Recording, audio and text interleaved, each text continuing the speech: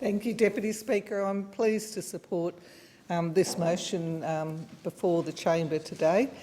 I want to just take a bit of context in which the motion discusses the importance of understanding the impacts of the COVID pandemic on young people and for calling on the government to take a holistic national strategy around dealing with that. By making the point here that for many young people there were already issues that were playing out significantly for them, that they were talking to members of parliament and attempting to get messages to government about. This is pre-pandemic. The three key ones that were coming through to me at various forums and events that I attended talking to young people were firstly climate change, that young people were very concerned about their future in a world where we weren't taking our responsibility for doing our part to address climate change seriously. And I believe that that continues to be an area of concern and indeed is a missed opportunity in the government's response to the pandemic in not seeing this as an opportunity to look at where we can use response to climate change to actually create jobs, create new industries and build up employing industries. The second thing that young people were already talking to me about was education. We know the story of the massive loss of the numbers of apprentices under the Abbott, then Turnbull, now Morrison government. No matter how many times they make announcements in this space, they never deliver. Only, I think, the 2018 budget, there was a big announcement on apprentices. They were going to create 300,000 new apprentices. The following year, same big announcement, but we've downgraded the number to 80,000 because we still hadn't reached that.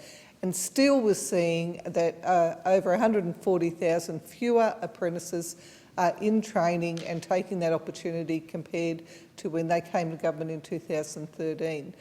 And the third big area that young people have been talking to me and our local media, to the local trade union movement about, is the casualisation, exploitation of them as young workers in the local economy, and I believe this is translated across Australia.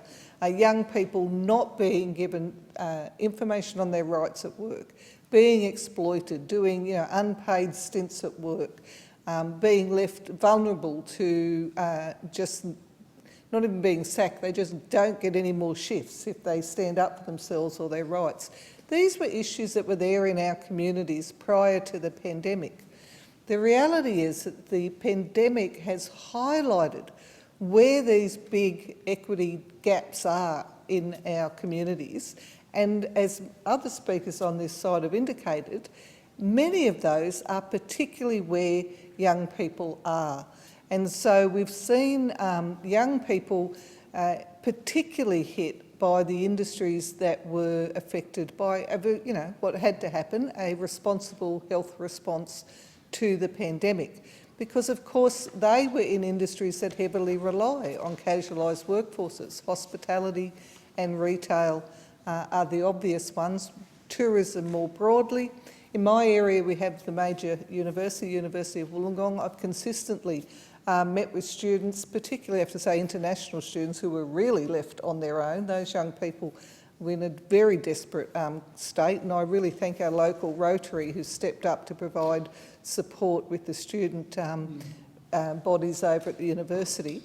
But young people were right there at the forefront of that, and now they're concerned that the government's proposals will simply take them back to continuing, ongoing, casualised, exploitative, unreliable work, whereas we should be seeing this as an opportunity to create a better workplace for young people where they can have meaningful jobs, safe jobs, properly remunerated and protected jobs, and long-term careers established from those.